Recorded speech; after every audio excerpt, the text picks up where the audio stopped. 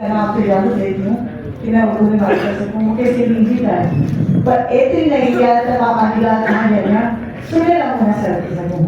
So please allow me this time. Next time will be I will be better. Thank you so much. آپ لوگ اتنی اچھی presentation کری ہے تمام سیاسی لیڈروں کی اور ٹیکنیکل پرسنس کی, نصیر صاحب جیسے لوگوں کی. اب میرے پاس کہنے کے لیے اتنا زیادہ اچھا نہیں ہے, لیکن میں چونکہ 25 سال سے کلائمیٹ چینج انوائرمنٹ اور جنرل رول کر رہی ہوں, جرنلسٹ ہوں, بی بی سی اور کچھ انٹرنیشنل میڈیا کے لیے لکھتی ہوں, تو مجھے پورے پاکستان میں گھومنے اور صرف کے چپے چپے کو دیکھنے کا موقع ملا ہے. اور پورا جب میں تھوڑا ہسٹری کا بھی مجھے شوق ہے, تو یہ جو دریائے سندھ ہے جسے لوگ صرف دریائے سندھ یا سندھ دریا کہہ کے چھوڑ دیتے ہیں, یہ پورا ہمارا 7000 سال کا ورثہ ہے. دنیا کی جتنی قدیم کتابیں ہیں, رامائن کو لے لیں, رگوید کو لے لیں یا پارسیوں کی زندہ اوستا کو لے لیں, سب میں اس کا ذکر آپ کو ملے گا. کئی میران ندی کے حوالے سے, کئی سبز سندھو کے حوالے سے, کئی منڈل جو ہے اس کے کنارے لکھی ہیں. اور جہاں یہ دنیا کے بڑی تہذیب کو جنم دینے والا دریا ہے, سب سے بڑی سویلائزیشن جو ہے انڈس سویلائزیشن, اسی کے کنارے جنم دیتی ہے اور پھلتی پھولتی ہے, پروان چڑھتی ہے اور پوری دنیا میں سفر کرتی ہے. کسی سے بات ہو رہی تھی تو لگا کہ نہیں عراق کی تہذیب زیادہ پرانی ہے اور یہ اور وہ, اور دوسرے بھی انہوں نے ملکوں سے بات کی. میں نے کہا آپ جن کا ذکر کر رہے ہیں ان کے پاس بہت مشکل ایک دریا ہے, 2 دریا ہے, ہمارے پاس 7 دریا ہیں. تو آپ ہمارا مقابلہ کریں گے ان کو. لیکن میں زیادہ تنقید یہ سچ بات نہیں کروں گی, ظاہر ایک کمزور سی صحافی ہوں, باہر ابھی وہ آ سکتی ہے اسے لینے کے لیے.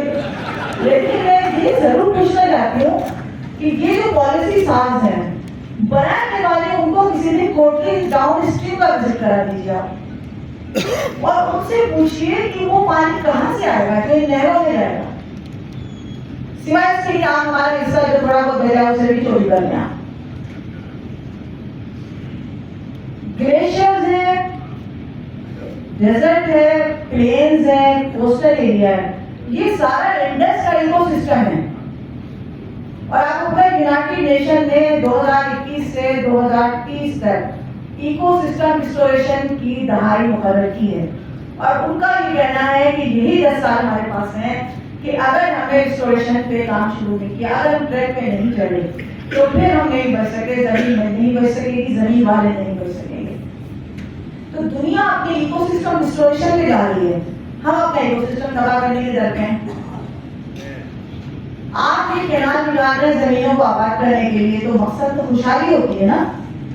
تو جب آپ $50 بلین کا انڈس ڈیلٹا تباہ کر چکے ہیں, ایک رفلی اسٹیمیٹ ہے کہ اگر آپ انڈس ڈیلٹا کا اسٹیمیٹ نکالیں, وہاں کی اجرت زمینیں تھی پاسٹ میں, وہاں جو زراعت ہو رہی تھی اور وہاں جو بندرگاہیں موجود تھی, کئی بندر وغیرہ, وہ سب کو آپ اسٹیمیٹ کریں کہ ایک جگہ پہ کتنی فصل ہوتی تھی, تو ایک رفلی اسٹیمیٹ ہے کہ $50 بلین جو ہے وہ ہم تباہ کر چکے ہیں.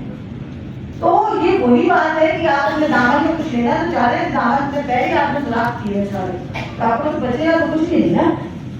تو میں اس سے پوچھنا چاہتی ہوں, پالیسی ساز کون سے نقطۂ نظر سے دیکھتے ہیں, کون سا چشمہ لگاتے ہیں, اور وہ کون لوگ ہیں, وہ کم از کم ہم جیسے تو نہیں ہیں, انہیں ضرور وزٹ کرایا جائے. اچھا, میرا ٹاپک جو ہے میں بتانا چاہ رہی ہوں کہ خواتین پہ جو اثرات ہوتے ہیں اس کو تھوڑا سا میں بتانا چاہتی ہوں اس حوالے سے. اچھا, اور یہ انڈس کے حوالے سے خاص بات اور بھی ہے کہ دریا نیل کی طرح دنیا کا وہ بڑا دریا ہے جو اپنے ساتھ اوپر سے نیوٹرن سوائل لے کر آتا ہے, اور برٹش گزٹ کے مطابق اس نے 1873 تک 97 اسکوائر مائل زمین بنائی تھی. جب اوپر سے آتا ہے مٹی لے کے اپنے ساتھ, تو سمندر کو پیچھے دھکیل دیتا ہے, آپ سب جانتے ہیں. تو وہ نئی زمین بنائی تھی جسے ہم اپنے ہاتھوں تباہ کر چکے ہیں, پانی کو روک کے, اور سمندر کو ہم راستہ دیتے ہیں کہ اوپر آئے اور ہم. ایک طرف تو کلائمیٹ چینج دنیا بھر کی طرح پاکستان کو ولنریبل کر چکی ہے. پاکستان کا آپ اگر پورا میپ دیکھیں تو ہمارے پاس کئی ایکو سسٹم ہے جسے ہم کیا کہتے ہیں کہ پاکستان کو اللہ نے بڑا نوازا ہے. ہمارے پاس پولس کے بعد 7,500 گلیشیئرز بھی موجود ہیں, ہمارے پاس دریائی سسٹم بھی ہے, ہمارے پاس سمندر بھی ہے, لیکن ہمارے پاس تھریٹ بھی ملٹیپل ہے. یعنی جیسے بنگلہ دیش کو آپ لیں, اس کو ایک تھریٹ ہے کہ وہ سمندری طوفان جو ہے اس کے لیے خطرہ ہے, لیکن ہمارے پاس ملٹیپل تھریٹ ہے. ग्लेशियर पिघलते हैं तो ऊपर से फ्लड आ जाता है, बारिशें तेज होती हैं क्लाइमेट चेंज की, जैसे अभी हुई 2022 में, समंदर की सतह बढ़ती है, कोस्टल एरिया तबाह होता है। ये सिर्फ सियासी या पॉलिसी के मसाइल नहीं, ये बहुत से कहीं बड़ा इंसानी अलमिया है। आप कोस्टल एरिया में जाकर देखें खवातीन कैसे जिंदगी गुजारती हैं, उनके घर आप देखें, अगर आप अपने घर कह सकें तो किन हालात में हो रही हैं।